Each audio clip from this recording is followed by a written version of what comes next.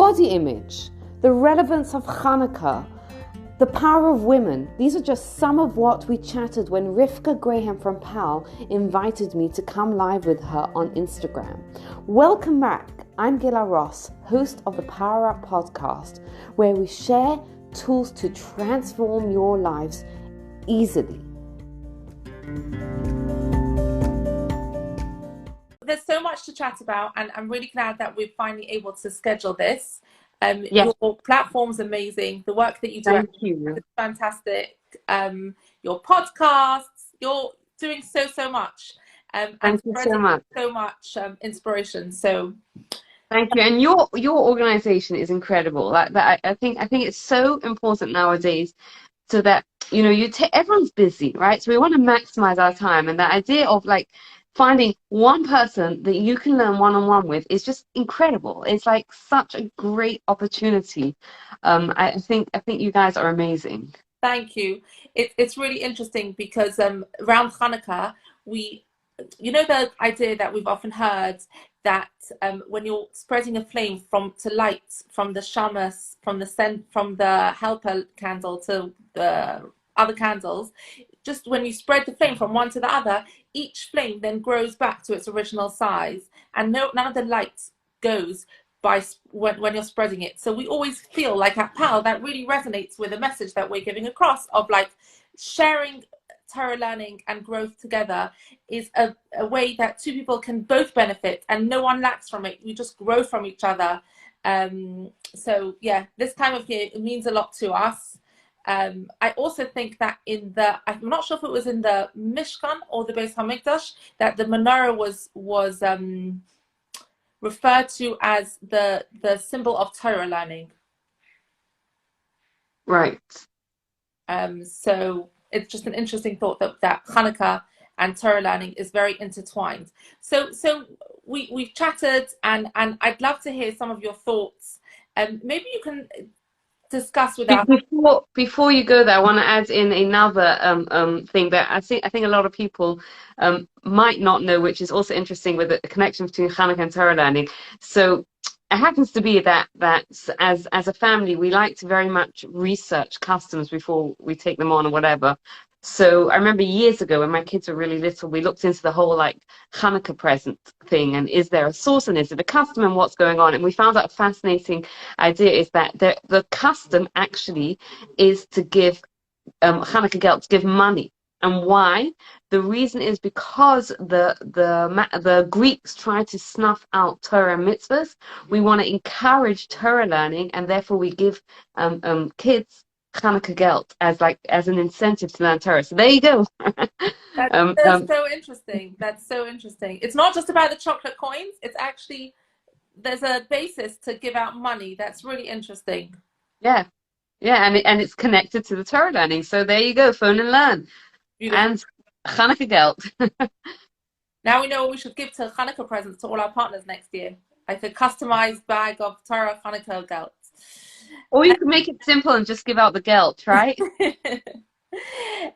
So the message of Chanukah, the Greek culture, it can be difficult for us to relate to it in the Western society in 2022. What can you share with us any thoughts of messages from the Chanukah story and the struggles they were dealing with at the time, and try to give us some inspiration maybe?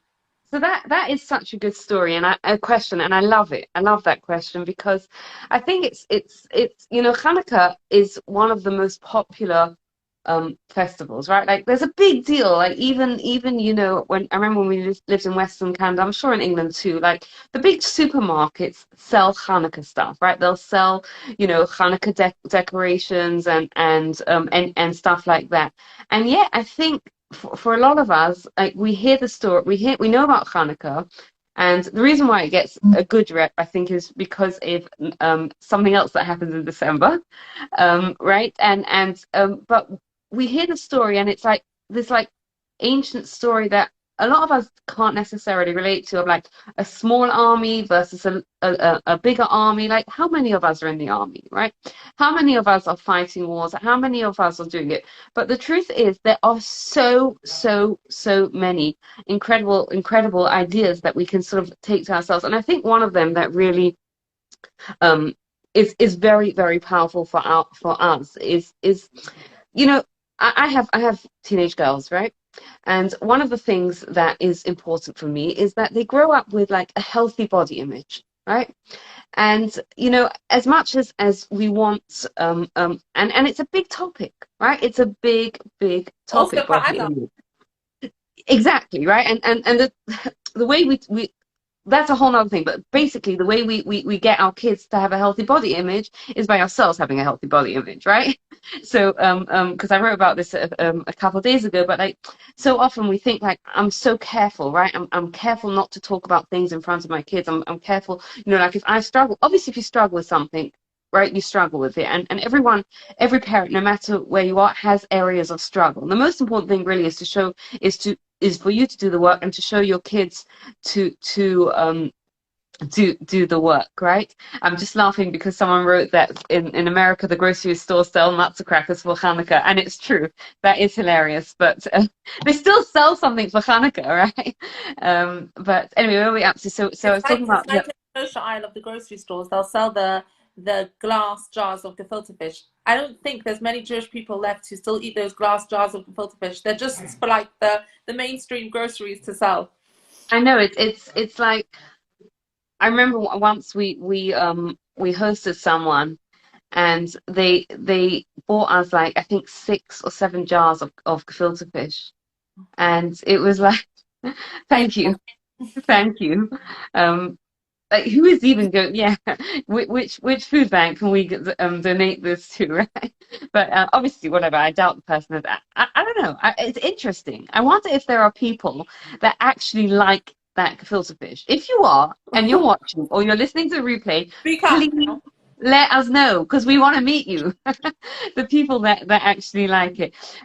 Right. So the way we have to go back to the body image things, obviously the way we have to do it is we have to work on it ourselves because I, most people struggle with body image because we live in a society that you know portrays this image that we should be, and like the advertising business, the advertising industry is billions of dollars, and it's brilliant and it's very clever, and so much of the industry is about telling us how our body's not quite good enough, right? Which is why we have to buy this cream and that cream, and we have to go on this diet, and we have to work out like this, and we have to do that, and we have to do the other. Like if you think about it, if you stop and think for a moment, like how are we going to win this one? How on earth are we going to win this one?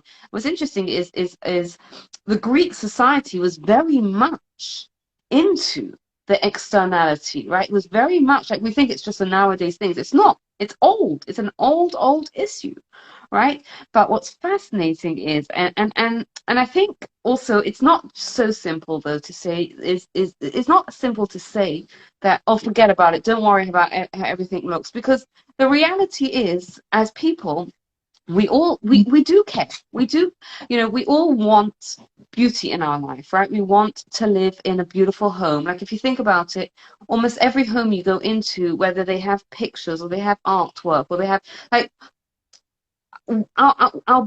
our mind craves that beauty and that aesthetic. So you can't just say ignore it, like, oh, it doesn't matter, because whatever, like we do want to live in a soothing, beautiful environment. So how do we sort of place it in a way that it's that the beauty and the image and the things that we enjoy looking at, and for ourselves, our body image, is how do we put it in its correct place so that we can have a healthy confidence. So there's a fascinating, and again, I don't think this is a well-known fact, and I actually researched it because I wanted to find out what the source was on it. But so we know that the Hanukkah story is that when the Maccabees won the war, they went into the temple, and what is very well known is the fact that they found a little jar of oil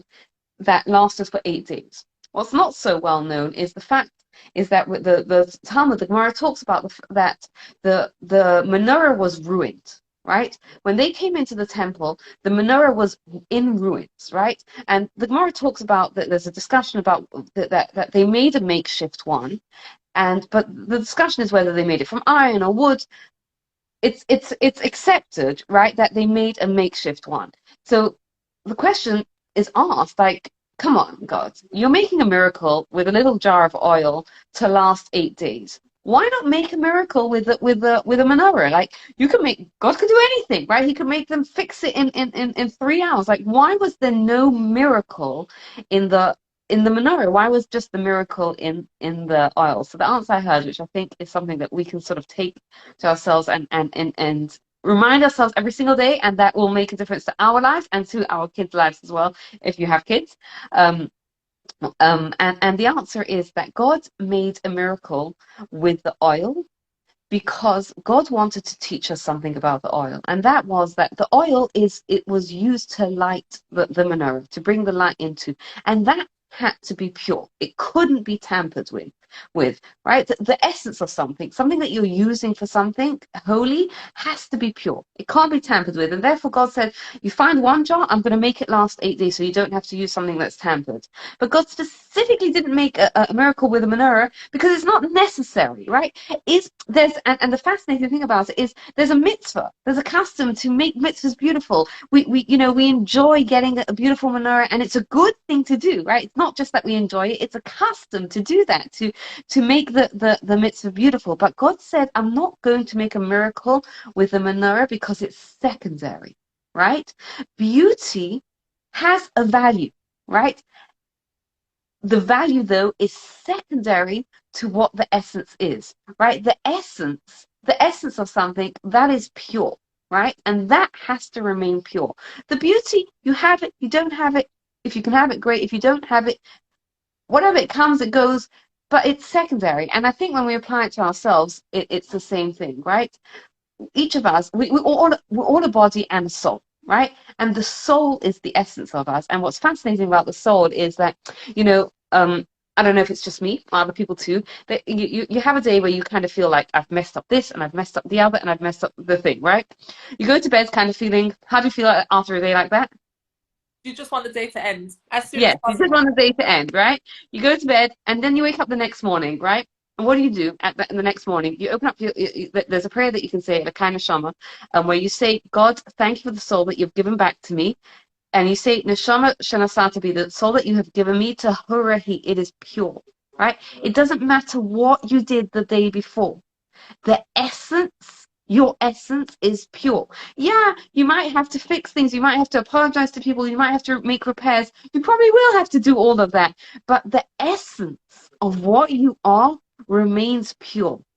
And the more that we as people can identify with our soul, the healthier our body image is. Why? Because then we see it in its correct place, right? We see it that this is my body is, but look what it enables me to do. It enables me to do mitzvahs. It enables me to talk nicely to people, to do kind things, to pray, to study, all these different types of things. And when we recognize it, then we have much more respect for our body, because now it's in its correct place. And I think this is a very, very powerful message that Hanukkah can kind of give out as nowadays, which is an issue that we all grapple with, right? We all grapple with body image issues and the place of beauty in our life. And Hanukkah is kind of teaching us, look, identify with who you are at your core, which is your pure soul that will never ever get ruined or whatever, right? If you make mistakes, you gotta fix it. But who we are in essence is pure, and then the body is secondary to that. It's important for sure, but when we can see it as secondary to our soul, we can respect it and love it that much more. That's such a beautiful idea. As you mentioned, the Greeks' ideology was very much focusing on external beauty, strength, sportsmanship, but that idea is so relevant even nowadays. It's like such a hot topic, body confidence and body image. As you mentioned, having teenage daughters, it's like such an important message, and for adults as well. So thank you so much for showing us how we can learn that from the Hanukkah story. Um, there's Let's carry on with a female aspect. I'm sure men also struggle with body image, but let's just carry on with a female aspect for a second. Right, and I can also say that we also, and again, this is a very parent-focused thing, but I think, like when you have kids and you have boys and you have girls, like there's a big focus on raising your girls to be healthy, but you also want your boys to grow up, and we want the next generation of men to grow up respecting women. And it's the same thing, really, that the more, because it's not just our body, but the more we see our soul, the more we see the soul in other people, the more we respect, the more we love ourselves, and the more we connect and respect other people as well, right? And Yeah. it's the same with I it as think it well. can So also be about like building, breaking down the barriers of different races and different cultures. If we see people for their essence, then the external things become less important, and then we can all treat each other with the decency that every human being deserves and the respect. Um, there's a fascinating character in the Hanukkah story. It could be a little bit less well known. A lady called Yehudis. Um, yes. can you give us any message that we as Jewish women can take from her? Yes, so is an incredible. I don't know how well known this is or isn't known the story, but so for those of you that don't yet know it, so the war was not going particularly well because there was not an emperor, a general in the army in the Greek army that was particularly fearsome, and it was very bad for the morale of the Jewish army. So there was this woman called Yehudis, and she came up with this brainwave where she packed a basket of cheese and wine, and she went to visit this general, and she used obviously her womanly charm to get in. And what she had is she had a sword, but the guards that let her in didn't know that she had a sword on her.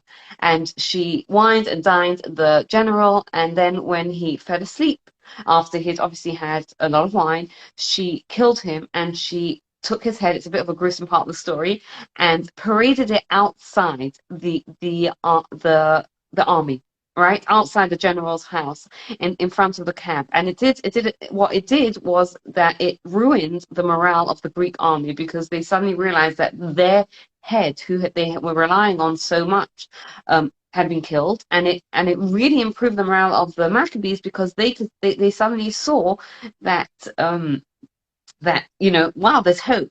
And it's just an incredible story, because the bravery of Yehudis to do that, and like the cleverness, the strategicness of the strategy that went into it. I tend to think that a lot of times we think about things about strategy and bravery and things like that as very modern day concepts.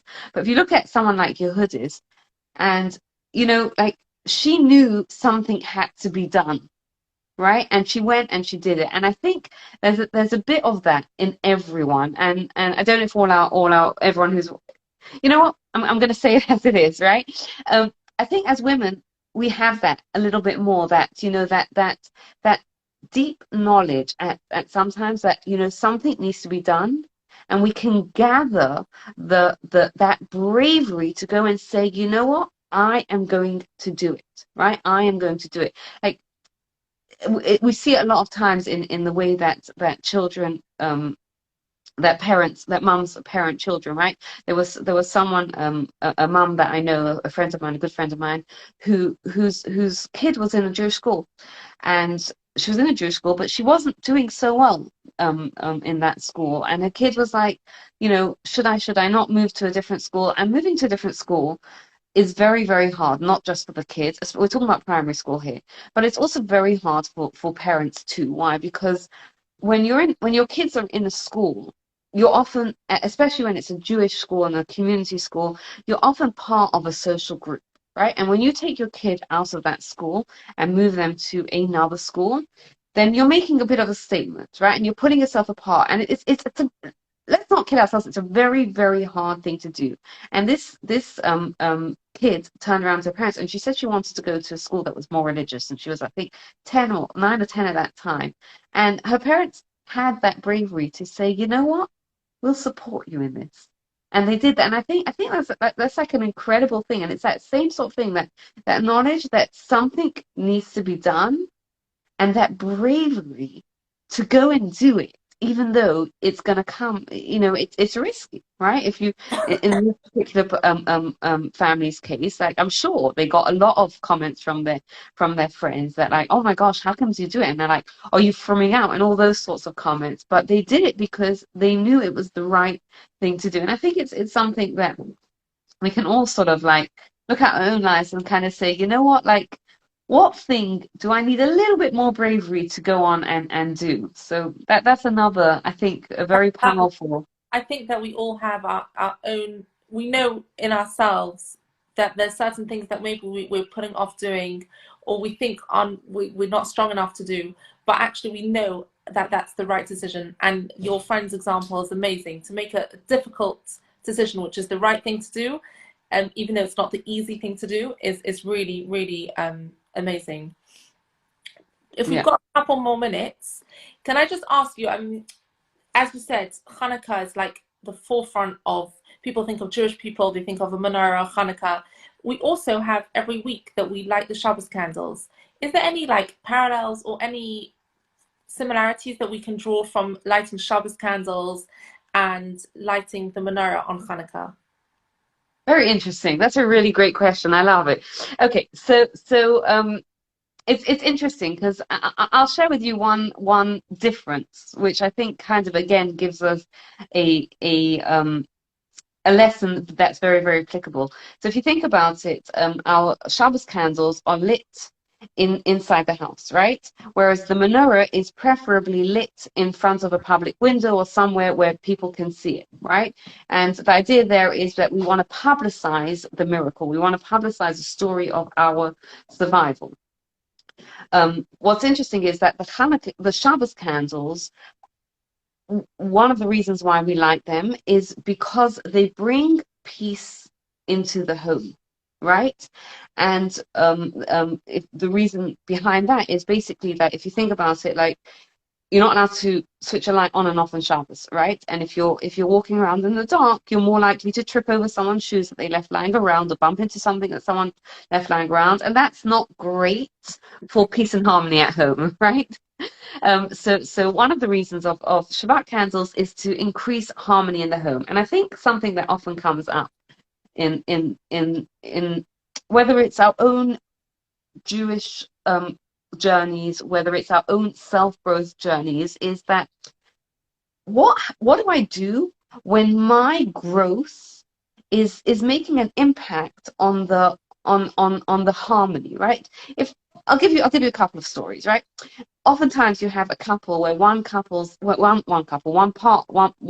the husband is like, you know what, I want to do more, right? I want to start keeping more Shabbat. Or the wife is saying, I want to do more, I want to keep kosher. And the other one's saying, you know what, no, I still want to be able to have my cheeseburgers and whatnot, right? And we kind of like struggle with it. Or the couple, if someone's single or whatever, but their parents are kind of like, not very pleased about the progress, the direction that they're taking their life.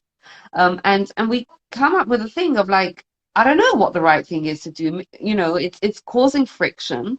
Right now, what is the right thing to do? So there's I think the Shabbos candles and the Hanukkah candles kind of teach us a difference, right? Because there is a time to compromise and there is a time not to compromise. When is the time to compromise? It's the Shabbos candles. What does that mean? Yes, we need to compromise when we can. What does the Shabbos candle symbolize? Peace, right? When we can compromise, we should. But the Hanukkah candles teach us when not to symbolize. Because if you think about it, what is the source of the miracle of the Hanukkah candles? Is when the Maccabees said, absolute. The Greek says to them, we don't want you to practice Judaism at all. And the Maccabees said, absolutely not. We're not compromising on this one bit. We will fight you to the bitter end about this, right? Now, hopefully, in our own lives, it doesn't have to go that extreme. But the idea is that there are times where we can kind of compromise, and there are times where we have to stick up and say, I'm not compromising. And most of us, I think, get it wrong, right? Most of us are quick to compromise when it comes to our values, right? It's not and I don't say this with any judgment at all. I'm including myself in this. It's not a comfortable thing to stick up for our values, right? Like when we're doing something right and we feel like, we have to stand up for it in front of others, it's not a comfortable thing to do. And we kind of feel like, oh, they're gonna think I'm holier than them. And like most of us, it takes a lot of inner strength to be able to say, no, this is my value and I'm not going to compromise on it. But at the same time, most of us dig in our heels when it comes to our preferences, right? Your spouse says to you, I'd really love to go out for Chinese tonight. And you're like, Chinese? I'm in the mood for pizza, right? And you kind of like, I'm really in the mood for pizza. And if you loved me, you'd understand it or whatever, right? But the flip side is what we should really do is when it comes to a place where it's just, my preference is what I'd like, that's a time to put the peace ahead of it. And obviously, I'm not saying, I'm talking about, this is the premise that it's a healthy relationship, right? Because I'm not saying that there's a time, that you always have to give up, right? In a healthy relationship, compromise means that sometimes I get what I want and sometimes they get what they want. When it comes to preferences, then we're supposed to be like the Shabbat candles. We're supposed to say, you know what, time to give in. I'll do it in private. I'll take, I'll let you have your thing and we'll work it out kind of thing. We'll come to a compromise. But when it comes to values, which is the menorah, the external, the symbol of our the Maccabees fighting for what's right, that's the time where we kind of say, no, this is important to me. And by the way, I want to clarify something, because just because we say that there are ways of doing it, right? There are ways of digging in our heels and saying, I'm not going to say it that way because I think that's the wrong language. There are ways of staying true to our value in a way that's respectful to other people, right? Because at the end of the day, just like you said, in a healthy relationship, there are sometimes where they give in and sometimes where you give in. So too, in a healthy relationship, you have a right for your values to be respected, right? But we have to be confident enough in our values and confident enough to say, you know what, this is my value, right? And that's kind of what the Hanukkah candles kind of teach us, is that we often have it. I think we often have this dilemma, like, do I give in to the other person or do I stand up for my value? And the question we can kind of ask ourselves is this a value? Is this a value to me, or is this just something that I want? Because if it's something that I want, then maybe that's a space to give in and to let the other person have, and to to respect what they want. But if this is a value, right? If this is something that is a value, if it's a Shabbat, or if it's kosher, or if it's honesty or integrity, things like that, values like that, that's the time where you kind of say, no, I'm going to stick up for what's right, and you can respect me or not, but this is my value, and then I ask you to respect that kind of thing. That's beautiful. Such a nice idea. I think Thank you. next week, when we're lighting both our Shabbat candles and the menorah, we'll really be thinking of that message, because I think the whole Hanukkah struggle with what they had, unlike other times, many other times, unfortunately, in our Jewish history, when our enemies have been out to annihilate us and to destroy us, whether we're observant or non-observant. They just want us gone. The Greeks, the threat that they posed to Judaism was not about annihilation and killing us because we're Jewish. It was about trying to stamp out the Jewish ideologies and values. And I think that the menorah really symbolizes us standing up for those values and saying, no, this is important for us. It's as important as our life, and we're going to fight for this. Yeah. So that is a beautiful message. Yeah, we could carry on schmoozing all evening. Great. I know. Thank you so much, Rivka, for having me. Then we would just continue. But this is hopefully the first of many inspiring chats that we can have together. Definitely. Would love to do it again, Rivka. And keep your platform booming and inspiring all of us across the world. You're really amazing and really content. Thank you so much. I really appreciate this. And thank you for everything you do. And anyone who's watching, if you haven't yet signed up for Phone and Learn, go and treat yourself now. You deserve that half hour, I don't know how long the session is, once a week to feed you and your soul. Thank you so much, Gila. Thank you for taking the time to listen. Please check the show notes for my current offer of a free one-to-one call and how to book it. And meanwhile, don't forget to rate, review, and subscribe to the podcast so you don't miss out. And share the love with anyone who would benefit. Thank you, have a great day, and happy Chanukah.